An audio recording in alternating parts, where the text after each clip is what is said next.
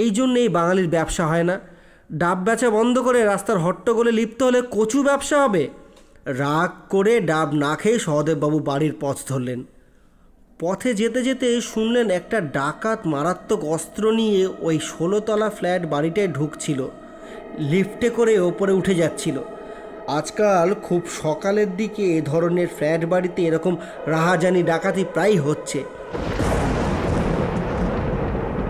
সুখের কথা, লিফটটা ছাড়তে না ছাড়তেই লোডশেডিং হয়ে ডাকাতটা লিফটের মধ্যেই আটকে যায়।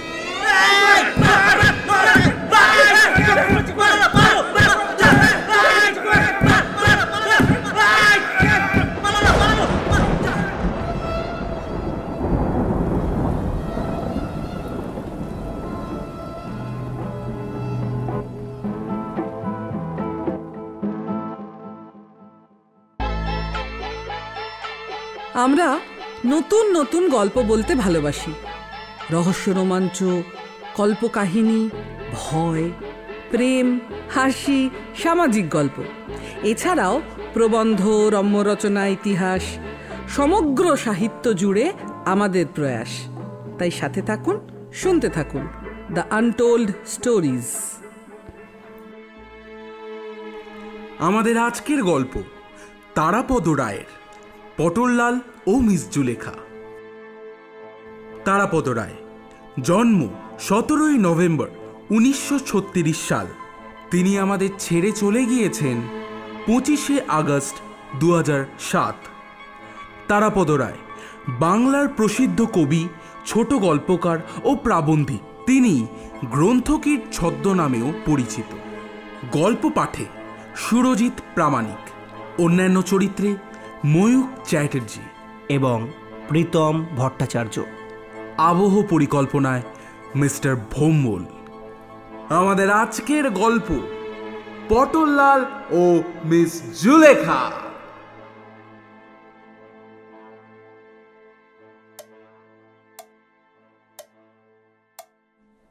শুরু করছি আমাদের আজকের গল্প পটললাল ও মিস জুলেখা। গল্প শুরুর আগে তারাপদবাবু একটি ভূমিকা লিখে গেছেন, সেটিকেও শুনতে হবে। সেটি হচ্ছে, বহু বিবাহ এখন আর রীতিসম্মত নয়। সমাজে এমন অনেক পুরুষ, এমনকি মহিলাও আছেন যারা জীবনে বেশ কয়েকবার বিয়ে করেছেন, কিন্তু একসঙ্গে একাধিক স্বামী বা স্ত্রী থাকা আইনসিদ্ধ নয়। এখন বিয়ের পরে প্রতিটি বিয়ের আগেই পূর্ববর্তী বিয়ের আইনত বিচ্ছেদ না করে নতুন বিয়ে আইনের চোখে অসিদ্ধ।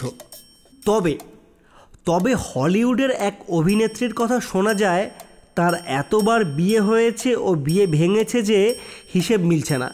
দেখা যাচ্ছে তিনি যতবার বিয়ে করেছেন তার চেয়ে একবার বেশি ডিভোর্স করে বসে আছেন। পটললাল ও মিস জুলেখার এই রহস্য কাহিনীও বহু বিবাহ জড়িত। তবে কোনো পরিচিত বা অপরিচিত স্ত্রী বা পুরুষ কাউকে আহত করা এই কাল্পনিক গল্পের উদ্দেশ্য নয়। কয়েকটি চরিত্র বেছে নিয়েছি নেহাতি রচনার প্রয়োজনে। বাস্তব জীবনের সঙ্গে তাদের কোনো সম্পর্ক নেই। কোনো চরিত্র এই কোনো জীবিত বা মৃত ব্যক্তির ছায়া অবলম্বনে গঠিত নয়। শুরু করছি গল্পের প্রথম অংশ, যেটির নাম নুকুল শুকুল ওরফে ডক্টর সুখদেব সুখ।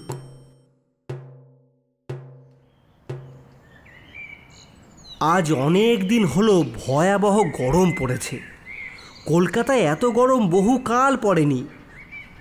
বৈশাখের শেষ দিকে অল্প বৃষ্টি হয়েছিল। পুরো জ্যৈষ্ঠ মাসটা খাঁ খাঁ গনগন করে জ্বলছে। আবহাওয়া দপ্তর বলছে বৃষ্টি নামতে এবার আষাঢ় মাস এসে যাবে।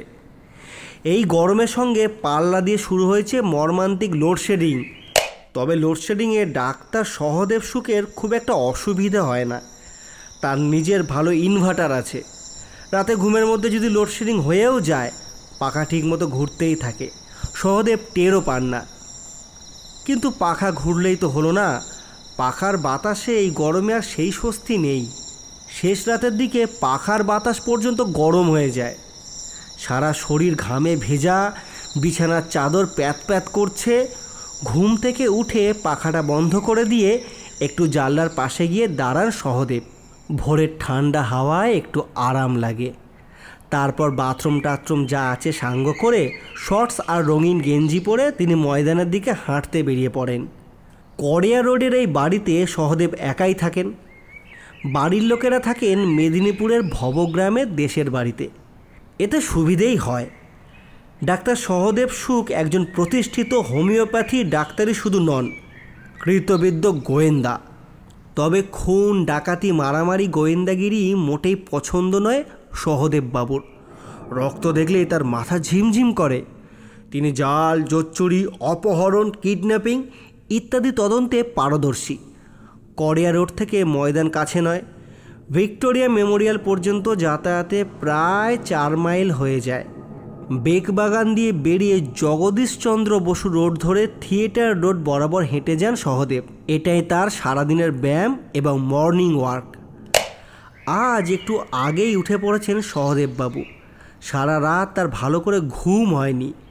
গতকাল বিকেলে একটা নতুন কেস এসেছে হাতে, খুবই জটিল আর রহস্যময় কেস। বাংলা থিয়েটারের উদীয়মান ক্যাবারে নর্তকী মিস জুলেখার স্বামী পটললাল পালকে কে বা কারা পরশুদিন রাতে চুরি করে নিয়ে গেছে।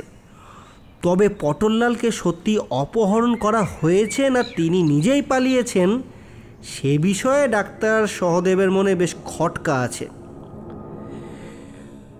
এই খটকায় এই অন্তর্ধান কাহিনীর চারপাশে একটা রহস্যের বেড়াজাল ছড়িয়েছে। আর তাই ভাবতে ভাবতে রাতের ঘুম চটকে গিয়েছিল সহদেববাবুর। ডাক্তার সহদেব সুখের পূর্ব নাম নকুল শুকুল। নকুল নামটি তেমন অপ্রচলিত কিছু নয়। আমাদের আশেপাশে নকুল নামের লোক অনেক সময় দেখা যায়। ভবানীপুরের পাড়ায় একসময় একই রাস্তায় 2 নকুল ছিল, যার মধ্যে একজনকে বলা হতো অহিনকুল আর অন্যজনকে বলা হতো মহিনকুল। সেই রকম শুকুল পদবীটিও তেমন অচেনা কিছু নয়। শুকুল পদবীধারী লোকের সংখ্যা কিছু কম নয়, কিন্তু দুয়ে মিলে একটু অসুবিধেই হচ্ছিল। নকুল শুকুল নামটি হয়তো অনুপ্রাসের জন্য হাস্যকর মনে হয়। ব্যাপারটা সহদেববাবু টের পেয়েছিলেন কলকাতায় ডাক্তারি করতে এসে। তারপরে যখন শখের গোয়েন্দাগিরি আরম্ভ করলেন, স্পষ্টই অনুভব করলেন এই নকুল শুকুল নামে চলবে না। এই প্রসঙ্গে দু একটা প্রাচীন কথা বলতে হয়। সহদেববাবুর বাবা জগন্নাথ শুকুল তাদের ভবগ্রামে শখের যাত্রা দলের সভাপতি ছিলেন। নিজে পালাকার ছিলেন, অর্থাৎ যাত্রার নাটক লিখতেন, তাছাড়া নিজে অভিনয়ও করতেন।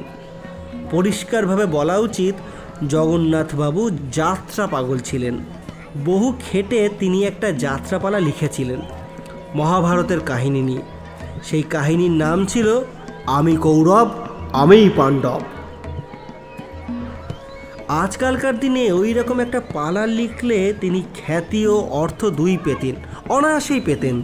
গ্রাম্য যাত্রাকার জগন্নাথবাবু সেই রকম সৌভাগ্য অবশ্য হয়নি, কিন্তু মহাভারত নিয়ে পালা লিখে মহাভারতের কাহিনীতে তার হৃদয় ও মন নিমজ্জিত হয়ে গিয়েছিল। ওই আমি কৌরব আমি পাণ্ডব নামক তার স্বরচিত পালায় তিনি পাণ্ডু রাজার ভূমিকায় অবতীর্ণ হতেন। কেমন অভিনয় করতেন তা নিয়ে মাথা ঘামানোর দরকার নেই, কিন্তু আসল কথা হলো তিনি নিজের বাস্তব জীবনেও পাণ্ডু রাজা বনে গেলেন। পরপর 4টি পুত্র সন্তান জন্মেছিল জগন্নাথবাবুর স্ত্রীর গর্ভে। তাদের নামকরণ হলো যথাক্রমে যুধিষ্ঠির, ভীম, অর্জুন এবং নকুল। প্রথমে 3টি সন্তান জন্মানো পর্যন্ত তিনি তার স্ত্রীকে কুন্তি বলে ডাকতেন। 4র্থ সন্তান নকুল জন্মানোর পর তিনি সেই স্ত্রীকে মাদ্রি বলে ডাকা শুরু করলেন। মধ্যে একবার জগন্নাথবাবুর মাথায় এমন বুদ্ধিও ঢুকে গিয়েছিল যে তিনি দ্বিতীয়বার দ্বার পরিগ্রহণ করবেন এবং দ্বিতীয় স্ত্রীর নাম দেবেন মাদ্রি, এমন মনস্থ করেছিলেন। কিন্তু তার সে স্বপ্ন সফল হয়নি। প্রথমা স্ত্রী মানে সহদেববাবুর মাকে তিনি অসম্ভব ভয় পেতেন। অপরিসীম নির্যাতনের ভয়ে তিনি পরের বার বিয়ে করতে এগোতে সাহস পাননি।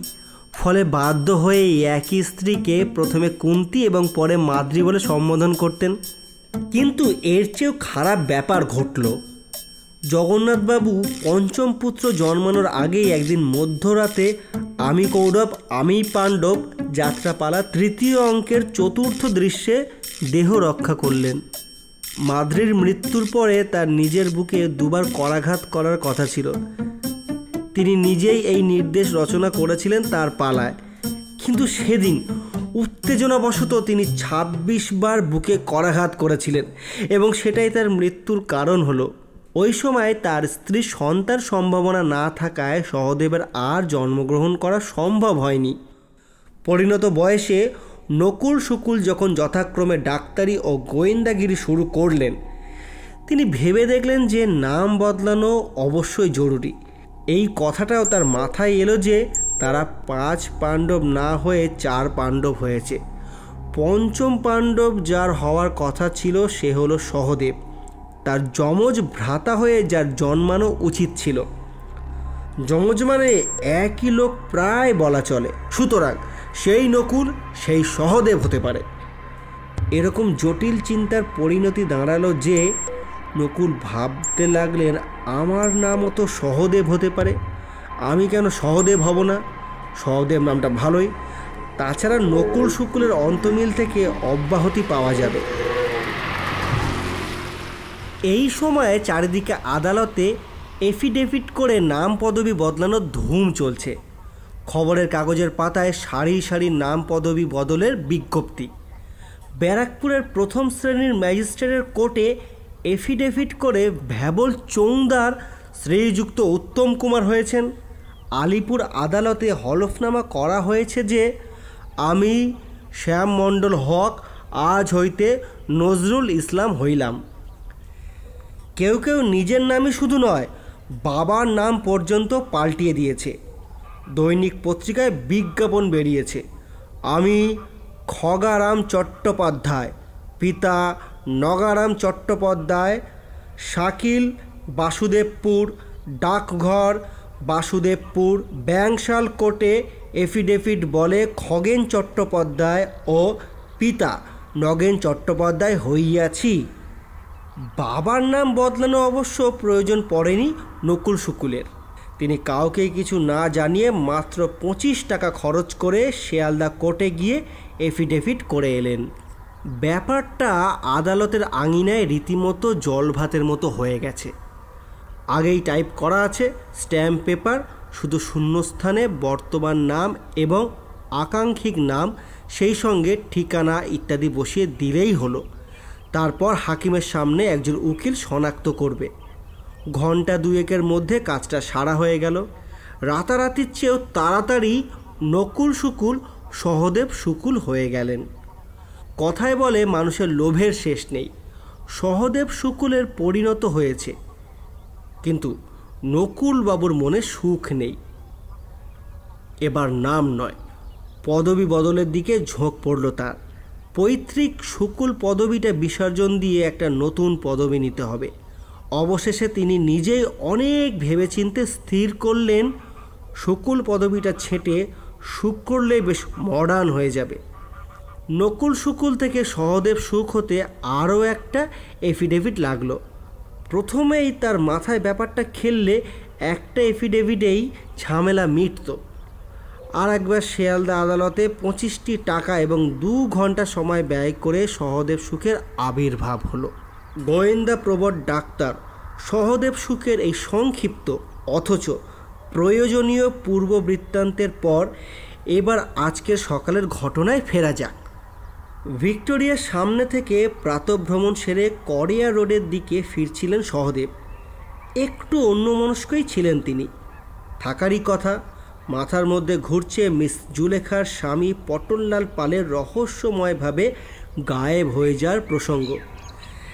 সেই সঙ্গে গতকাল সন্ধ্যায় সরোজিনী মঞ্চে যৌবনের লীলা নাটকে মিস জুলেখার উদ্দাম নাচ, মোহময়ী নৃত্যের চমক ঠমকগুলি, দৈহিক মোচড়গুলিও ছেঁড়া ছেঁড়া ছবির মতো চোখের সামনে এখনও ভাসছে। অনিদ্রা, গরম, রহস্য ও উত্তেজনা চারে মিলে একটু ঘোরের মধ্যে আছেন সহদেববাবু। অনেক নেশা করলে কোনো কোনো সময় পরের দিন সকালেও এমন ঘোর থাকে। তবে ময়দানে খোলা হাওয়ায় হেঁটে এখন একটু ভালো লাগছে। থিয়েটার রোড আর চৌরঙ্গির মোড়ে এক ডাওয়ালা বসে। এই সাত সকালে তার ব্যবসা শুরু হয়ে যায়।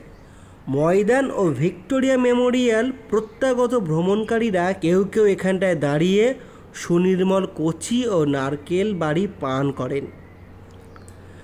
ডাবওয়ালাকে চেনেন সহদেববাবু, মাঝে মধ্যে একটা ডাব এর কাছ থেকে নিয়ে খান। আজকেও একটা খেলে ভালো হতো। ডাবওয়ালার কাছে গিয়ে সহদেববাবু দাঁড়ালেন। লোকটা তখন ডাবের কাঁধি গুছিয়ে সাজাচ্ছে। সহদেববাবু দেখলেন এ লোকটা পুরনো ডাবওয়ালাটা নয়।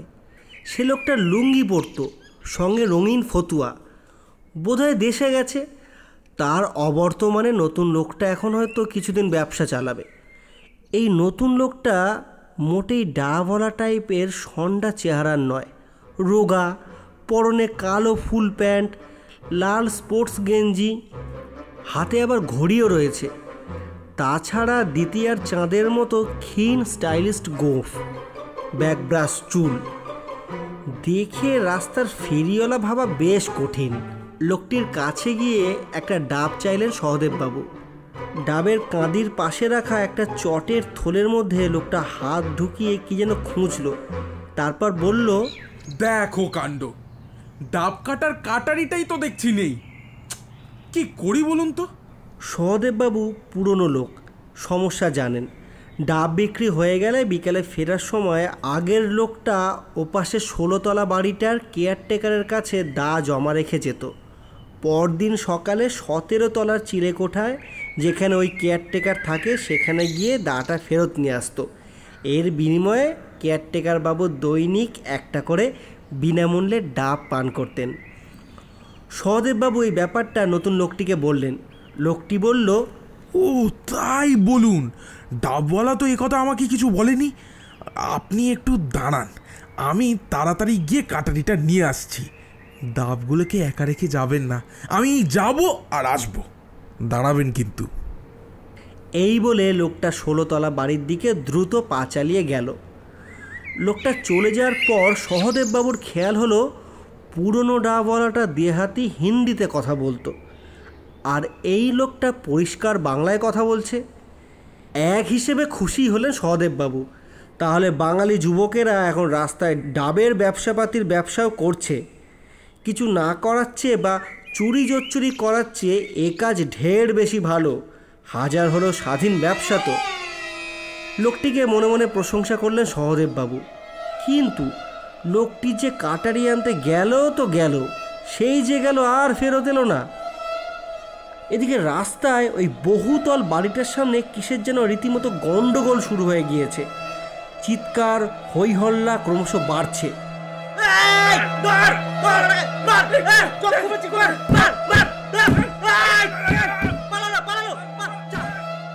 ডাবের লোকটি নিশ্চয়ই ওখানেই দাঁড়িয়ে পড়েছেন। সহদেববাবু এবার একটু বিরক্ত হলেন। এই জন্যেই বাঙালির ব্যবসা হয় না। ডাব বেচা বন্ধ করে রাস্তার হট্টগোলে লিপ্ত হলে কচু ব্যবসা হবে। রাগ করে ডাব না খেয়ে সহদেববাবু বাড়ির পথ ধরলেন। পথে যেতে যেতে শুনলেন একটা ডাকাত মারাত্মক অস্ত্র নিয়ে ওই 16 তলা ফ্ল্যাট বাড়িটায় ঢুকছিল, লিফটে করে ওপরে উঠে যাচ্ছিল। আজকাল খুব সকালের দিকে এ ধরনের ফ্ল্যাট বাড়িতে এরকম রাহাজানি ডাকাতি প্রায় হচ্ছে। সুখের কথা, লিফটটা ছাড়তে না ছাড়তেই লোডশেডিং হয়ে ডাকাতটা লিফটের মধ্যেই আটকে যায়। রাস্তা থেকে এই ডাকাতটাকে দেখা যাচ্ছে। একতলার মানে গ্রাউন্ড ফ্লোরের একটু উঁচুতে লিফটের মধ্যে কোলাপসিবল গেটের ফাঁকে লোকটার গলা অবধি দেখা যাচ্ছে। পরনে কালো প্যান্ট, লাল গেঞ্জি, হাতে কাটারি। জানা গেল পুলিশে ফোন করা হয়েছে, এখনই পুলিশ আসছে। কিন্তু সহদেববাবুর কেমন মনে হলো, এ তো সেই রাস্তার ডাবওয়ালাটা। লাল স্পোর্টস গেঞ্জি, কালো ফুল প্যান্ট, হাতে কাটারি।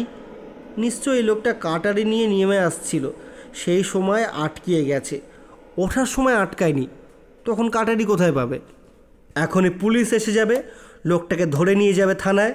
সারা দিন ধরে ফুটপাতে ডাবের কাঁধি একাই পড়ে থাকবে রাস্তায়। লোকটা কবে ছাড়া পাবে কে জানে। এই বাড়ির কেয়ারটেকার ওকে রক্ষা করতে পারে।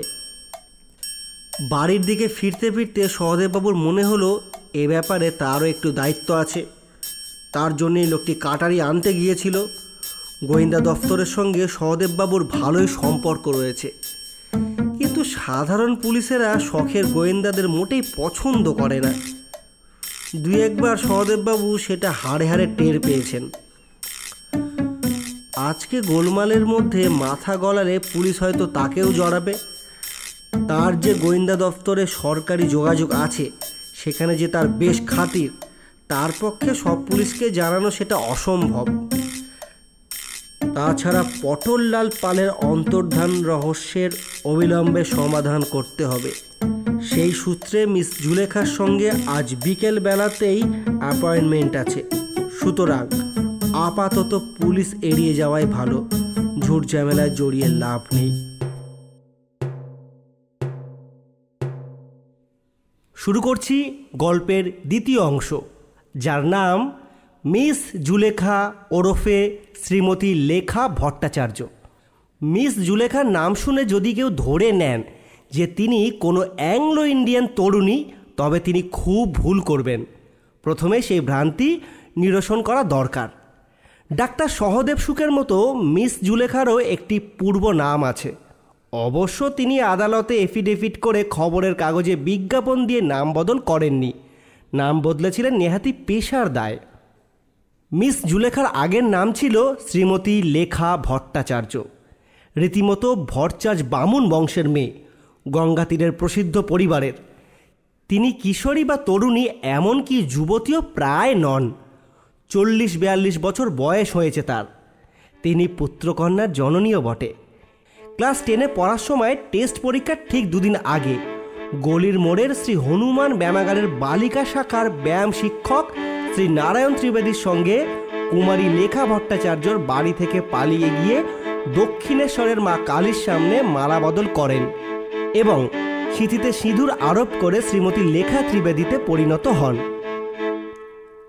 এরপর 4-5 বছরের মধ্যে 3টি পুত্রকন্যা তার জন্মায়।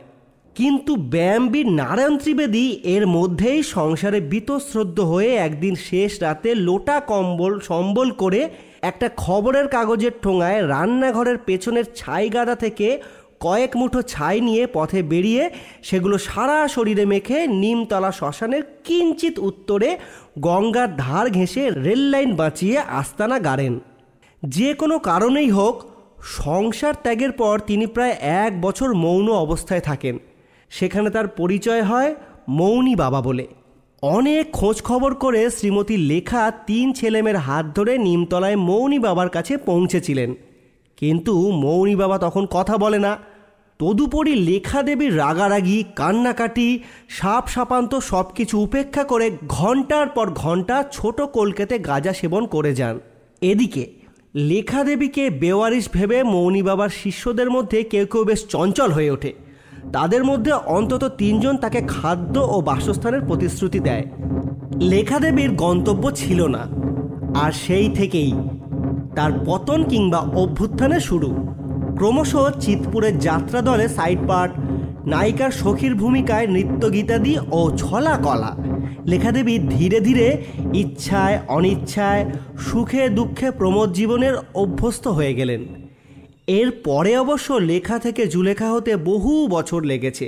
পার্ক স্ট্রিটের বার হয়ে উত্তর কলকাতার প্রগতিশীল সামাজিক নাটকের মঞ্চে উদম হয়ে পৌঁছতে বেশ পরিশ্রম হয়েছে।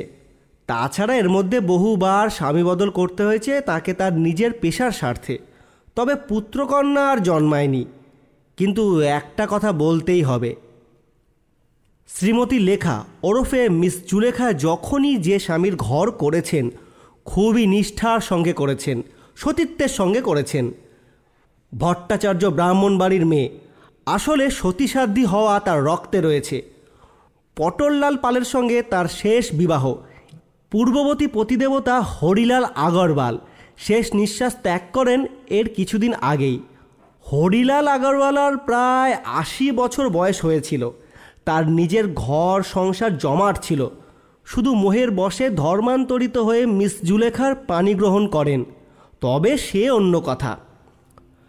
প্রসঙ্গটা উঠল এই কারণে যে পটললাল ছিলেন আগরওয়াল সাহেবের টাউট। তিনি আগরওয়াল সাহেবকে জুলেখার কাছে নিয়ে আসেন এবং তার বিবাহের সব রকম বন্দোবস্ত করেন। পটললালের বয়স যদিও মিস জুলেখার থেকে অন্তত 8-10 বছর কম হবে, তবু আগরওয়ালের মৃত্যুর পর জুলেখা স্থির করেন আর বুড়ো হাবড়া নন। কখন দুম করে মরে যায় কিছু ঠিক নেই। তার চেয়ে পটললাল পালের মতো চনমনে যুবকই স্বামী হিসাবে তার যোগ্য। পটললালের সঙ্গে বিয়ে হওয়ার পরে পুনর্বার হিন্দু হয়ে মিস জুলেখার মনে সম্প্রতি খুব ধর্মভাব দেখা দিয়েছে। এতকাল যা করেননি এই বিয়ের পর থেকে তিনি শাঁখা সিঁদুর পরতে আরম্ভ করলেন। মঙ্গলবার জয়মঙ্গল ব্রত পালন করে সারাদিন উপোস করতে লাগলেন। তাতে অবশ্য ভালোই হলো, কিছুটা অতিরিক্ত মেদ ঝরল। এই বয়সে সেটা খুব দরকার। শুধু শাঁখা সিঁদুর বা উপোস দেয় না, প্রতি লক্ষ্মীবারে অর্থাৎ বৃহস্পতিবারে মিস জুলেখা লক্ষ্মীর পাঁচালি পাঠ করে লক্ষ্মীর আরাধনা করতে লাগলেন। ফুল, চন্দন, প্রসাদ সমস্ত কিছু দিয়ে লক্ষ্মী দেবীর আরাধনা শুরু করতে লাগলো। খাটের পেছনে এক চিলতে জায়গায় একটা বার্নিশ করা কাঠের সিংহাসনে লক্ষ্মীর ফটো বসিয়ে প্রতিদিন সকালে ধূপধুনো শঙ্করবে বন্দনা শুরু হলো। সন্ধ্যারতিটা অবশ্য সম্ভব হলো না, পেশার তাগিদে তাকে বাড়ির বাইরে থাকতে হতো, মঞ্চে বা বারে। শাঁখা নিয়ে একটু অসুবিধে হয়েছিল। হাতে শাঁখা পরে ক্যাবারে নাচ একটু বেমানান, কিন্তু দেখা গেল উত্তর কলকাতার এ জাতীয় নাটকের দর্শকেরা এসব নিয়ে মোটেই মাথা ঘামান না। তারা শাঁখা দেখতে আসেননি, তারা নাটকও দেখতে আসেননি, তারা মিস জুলেখার তার অঙ্গ প্রত্যঙ্গ দেখতে এসেছেন দাম দিয়ে টিকিট কেটে। শাঁখা নিয়ে তারা মোটেই বিচলিত নন, একেবারে মাথাই ঘামালেন না। সিঁথির সিঁদুর নিয়ে অবশ্য কোনো অসুবিধা হয়নি, কারণ মিস জুলেখা একটা সোনালি রঙের পটচুলা পরে নাচেন, তাতে সিঁদুর সমেত মাথার চুল ঢাকা পড়ে যায়। তবে আসল অসুবিধা হয়েছিল মিস জুলেখার কোমরের মাদুলি নিয়ে। প্রথম বিয়ের মতো পটললালের সঙ্গে এই সর্বশেষ বিয়েটাও কালীবাড়িতেই মালাবদল করে হয়েছিল, তবে এবারে কালীঘাটে বা দক্ষিণেশ্বরে নয়। বারবার বিয়ে করার ব্যাপারটা মিস জুলেখার আর ভালো লাগছিল না। কালীবাড়ির দরজাতেই এক ত্রিকাল সিদ্ধ সাধু বাবার আবির্ভাব হয়েছে। দীর্ঘ 1008 বছর হিমালয়ের গুহায় কাটিয়ে আজ কয়েকদিন হলো কালীঘাটে ফিরে এসেছেন। সাধু বাবাকে ঘিরে বেশ ভিড়ও জমেছে। কালী মন্দিরে মালা বদল করে বিয়েতে জুলেখা বেশ অভিজ্ঞ। তিনি তাড়াতাড়ি পটললালের সঙ্গে বিয়েটা সাঙ্গ করে সাধু বাবার কাছে ফিরে এলেন। মহিলা বলে ভিড় ঠেলে এগোতে কোনো অসুবিধে হলো না মিস জুলেখার। তাছাড়া বড়দিন বা ইংরেজি নববর্ষে এর চেয়ে অনেক বেশি গাদাগাদি মাতালদের ভিড়ে পানশালায় তাকে নাচতে হয়। ভিড় ঠেলতে তিনি ভালোই পারেন। সাধু বাবার পাশে তার এক চেলা দাঁড়িয়ে, মধ্যবয়সী, সাধারণ চেহারা, সাধারণ ধুতি পাঞ্জাবি পরা। সাধু বাবার মতো তারও কপালে একটা বিরাট সিঁদুরের ফোঁটা জলজল করছে। তবে সাধু বাবার মতো তার চেলার মাথা ভর্তি জটা নেই, কিংবা গলায় বড় বড় রুদ্রাক্ষের মালাও নেই, বিশাল দাড়ি গোঁফও নেই। সে যাই হোক, এই চেলা ঠাকুরকে এই মিস জুলেখা জিজ্ঞেস করলেন, আচ্ছা, সাধু বাবা কি সত্যি সত্যি 1008 বছর হিমালয়ের গুহায় ছিলেন? চেলা ঠাকুর বললেন, সে আমি বলতে পারবো না। আমার 2 ছেলে পলাশির যুদ্ধে সিরাজউদ্দৌলার পক্ষে যুদ্ধ করে ক্লাইভের তোপের মুখে প্রাণ দেয়, আর সেই থেকে আমি বিভাগী হয়ে হিমালয়ের পাহাড়ে পাহাড়ে ঘুরে বেড়াই, আর সেখানেই সাধু বাবার সঙ্গে দেখা। কিন্তু সে তো মাত্র 200 বছর আগেকার কথা, 1000 বছরের কথা তো আমি বলতে পারবো না। 1000 বছর না হোক, 200 বছর শুনেই সাধু বাবা সম্পর্কে জুলেখার মনে ভারী শ্রদ্ধার ভাব এলো। সাধু বাবার রক্তাভ চোখসহ মুখটা কেমন যেন মায়াবী, যেন গত জন্মে চেনা চেনা কেউ। মিস জুলেখা একেবারে সামনে গিয়ে সাধু বাবার 2 পা জড়িয়ে ধরে উচ্ছ্বাস ভরে ডুকরিয়ে উঠলেন, বাবা, আমি আর পারছি না, আমি আর বিয়ে করতে পারছি না। সাধু বাবা এতক্ষণ চোখ বুজেই ছিলেন। মিস জুলেখার কণ্ঠস্বর শুনে চমকিয়ে চোখ খুলে একবার মিস জুলেখার মুখের দিকে তাকিয়ে একেবারে লাফিয়ে উঠে বললেন, বাবা নয়, বাবা নয়, আমি আমি আমি বাবা নই। এই বলে চোঁচা দৌড় লাগালেন কালীঘাট রোডের দিকে। সমবেত ভক্তদের তোয়াক্কা না করে ভিড়ের মধ্যে সে এক সাংঘাতিক দৌড়। আগে এই মুখটা চেনা চেনা মনে হচ্ছিল, তারপরে কণ্ঠস্বর, অবশেষে এই পলায়নী দৌড়। এই সব মিস জুলেখা না, ঠিক মিস জুলেখা নয়, সেই প্রাক্তনী শ্রীমতী লেখা ভট্টাচার্য ব্র্যাকেটে ত্রিবেদী মহোদয়ের খুব চেনা। মুহূর্তে মিস জুলেখা চিনতে পারলেন এ তার সেই প্রথম স্বামী শ্রীযুক্ত নারায়ণ ত্রিবেদী। সেই নারায়ণ ত্রিবেদী যে আগেও যখন যে কোনো রকম বিপদে পড়তো এই রকম লাফ দিয়ে দৌড়ে পালাতো। তা পালাক, পালিয়ে যাক, তাতে এখন আর মিস জুলেখার দুঃখ বা আফসোস কোনোটাই নেই। নারায়ণ ত্রিবেদীর প্রতি আর সামান্য কোনো টানও নেই মিস জুলেখার মনে, শুধু একটু স্মৃতি বেদনা আছে। তাছাড়া এখন নারায়ণ ত্রিবেদী যদি জানতে পারে যে লেখা নৃত্যগীতে নিপুণ হয়েছে, ভালো আয় করছে, সচ্ছল হয়েছে, সে যেরকম চরিত্রের লোক হয়তো এতদিন পরে এসে আবার ভাগ চাইবে। কিন্তু হায় রে অদৃশ্যের পরিহাস, জীবনের 11তম বিয়ে করতে এসে সেই প্রথম স্বামীর সঙ্গে দেখা হয়ে গেল, যার সঙ্গে এখনও বিবাহ বিচ্ছেদই হয়নি। সাধু বাবার এই আকস্মিক পলায়নে চেলা ঠাকুরও কেমন বিচলিত হয়ে গিয়েছিল। এখন একটু সামলিয়ে নিয়ে বললেন, সাধু বাবার এরকম প্রায় হয়, ভগবান ডাকলে আর বসে থাকতে পারেন না, এইভাবেই দৌড়ে তার কাছে চলে যান। এই বলে চেলা ঠাকুর সাধু বাবার পলায়ন পথের দিকে তাকিয়ে হাত জোর করে নমস্কার করলেন। তারপর পুরনো কথার খেই ধরে তিনি মিস জুলেখাকে প্রশ্ন করলেন, হ্যাঁ, আপনি কি যেন বলছিলেন? বিয়ে করতে পারছি না, আর বিয়ে করতে পারছি না। আচ্ছা, ব্যাপারটা কি? এতদিন পরে নারায়ণ ত্রিবেদীকে, তার প্রথম ভালোবাসা, প্রথম স্বামীকে দেখে মিস জুলেখার মনের সাগরের তটে একের পর এক তিক্ত মধুর স্মৃতির ঢেউ এসে আছড়িয়ে পড়ছিল। তিনি একটু ঘোরের মধ্যেই ছিলেন। নারায়ণ ত্রিবেদী লোকটা সুবিধের নয়, কিন্তু সে তো তার 3 সন্তানের জনক। হ্যাঁ, চেলা ঠাকুরের প্রশ্নে মিস জুলেখা সম্বিত ফিরে পেল। তিনি চেলা ঠাকুরকে বললেন, হ্যাঁ হ্যাঁ, ঠিকই শুনেছেন, ঠিকই বলেছিলাম। অনেকবার বিয়ে করা হয়ে গেল আমার, আর বিয়ে করতে ইচ্ছে করছে না। চেলা ঠাকুর বুদ্ধিমান লোক, কিন্তু পলাশির যুদ্ধে তার 2 পুত্রকে হারিয়ে ক্ষণিক বুদ্ধিভ্রংশ হয়েছিল। কিন্তু সেটা অনেক দিন কেটে গেছে। এতদিন পরে এখন তার রীতিমতো চনমনে বুদ্ধি। আজ সাধু বাবা পালিয়েছেন, রোজগারের আশা কম। চেলা ঠাকুর মিস জুলেখার কথাবার্তা শুনে বুঝতে পারলেন এই একজনই মক্কেল পাওয়া গেছে, এর কাছে কিছু আশা করা যেতে পারে। 2-4 ঘন্টা যা হয় তাই লাভ, না হলে আজ উপোস দিতে হবে। তাই চেলা ঠাকুর তাড়াতাড়ি করে বুদ্ধি দিয়ে মিস জুলেখার থেকে জেনে নিলেন যে তিনি কতবার বিয়ে করেছেন। মিস জুলেখা সজ্জল কণ্ঠে জানালেন, তা প্রায় 10-11 বার হবে। চেলা ঠাকুর তাই শুনে বললেন, মাত্র 10-11 বার? এ তো কলিতীর্থ কালীঘাট। এখানে যারা আসেন তাদের মধ্যে অনেকেই 15-20 বার করে বিয়ে করেছে। হামেশাই তো লোকে বছরে 2-3 বার করে বিয়ে করে। এমনকি একই মাসে একই মেয়ে ছেলেকে 2 বার বিয়ে করতে দেখেছি। ভূমিকা শেষ করে চেলা ঠাকুর সঙ্গে সঙ্গে জুলেখাকে জানালেন, একটা অব্যর্থ বিবাহ নিবারণী মাদুলি আমার কাছে আছে। ওই এক মেম সাহেব নেবেন বলে কাশি থেকে আনিয়েছিলাম, তা সেই মেম সাহেব তো এলেন না। আপনি যদি নেন তো আপনার জন্য নিয়ে আসি। 51 টাকা, ওই এমন কিছু না, মানে 51 টাকা 25 পয়সা দাম পড়বে আর কি। মিস জুলেখার সম্মতি পেয়ে চেলা ঠাকুর সঙ্গে সঙ্গে মন্দিরের দক্ষিণ দিকে একটা বেলোয়ারি দোকানে গিয়ে পেতলের রং করা একটা টিনের মাদুলি 50 পয়সা দিয়ে এবং 2 মিটার লাল ফিতে 1 টাকা দিয়ে কিনে ফেরত এলেন।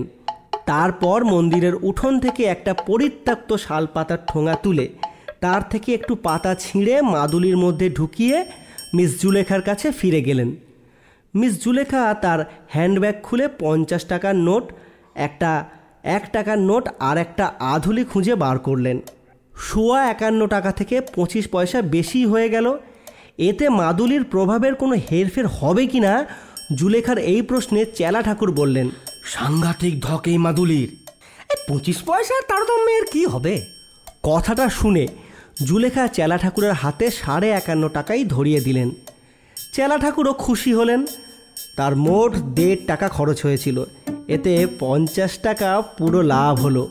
বিয়ের পুরুতের সঙ্গে বিয়ের খরচ খরচা নিয়ে বেশ একটা বচসা লেগেছিল পটল লালের। মন্দিরের বারান্দাতেই আটকে গিয়েছিল তিনি। এতক্ষণে গম্ভীর মুখে ফিরে এসে বললেন, পুরুত বেটা বলছে ধর্মান্তরিতার পুনর্বিবাহ 10-15 টাকায় হবে না, 51 টাকা 25 পয়সার কমে এ বিয়ে সিদ্ধ হবে না। তা সিদ্ধ হোক অসিদ্ধ হোক, আমি 51 টাকা দিচ্ছি না। পটললাল অতিশয় ছিঁচকে ব্যক্তি, তার স্বভাবের এই দিকটা মিস জুলেখা জানেন। তিনি দেখলেন আবার 51 ধাক্কায় পড়েছেন। কি আর করা যাবে, খুচরো টাকা আর ছিল না। পটললালকে একটা 100 টাকার নোট এগিয়ে দিয়ে বললেন, বিয়ে নিয়ে কিপটেমি করো না তো, যাও পুরুত ঠাকুরকে 51 টাকা দিয়ে এসো। জুলেখা জানেন ফেরত 48 টাকা 75 পয়সা পটললাল তাকে কখনোই দেবেন না। তা হোক, পটললালের তো হাত খরচা লাগে। আগরওয়াল মরে যাওয়ার পর এখন সে আর পয়সা পাবে কোথায়? পটললালকে দেখে চেলা ঠাকুর একটু গুম মেরে গিয়েছিল। লোকটা সুবিধের বলে মনে হচ্ছে না। বিয়ের 51 টাকার উপরে আবার যদি মাদুলি 51 টাকা টের পেত, তাহলে হয়তো এই টাকাটাও কেড়েই নিত। এখন পটললাল মন্দিরের বারান্দার দিকে চলে যেতে হাতের মুঠো খুলে লাল ফিতে সমেত মাদুলিটা বের করে জুলেখার হাতে দিয়ে চেলা ঠাকুর বললেন, মাদুলিটা অতি জাগ্রত, কখনো কাটছাড়া করবেন না। আর এই লাল ফিতেটা দিয়ে বেঁধে কোমরে ধারণ করবেন। ইতিমধ্যে পটললাল ফিরে এসেছেন। তাকে দেখেই চেলা ঠাকুর হাওয়া হয়ে গেলেন। মিস জুলেখা এবং পটললাল মন্দিরের বাইরের রাস্তায় এসে একটা ট্যাক্সি ধরে ফ্রি স্কুল স্ট্রিটের একটা চেনা ঠেকে গেলেন বিবাহ উৎসব উদযাপন করতে।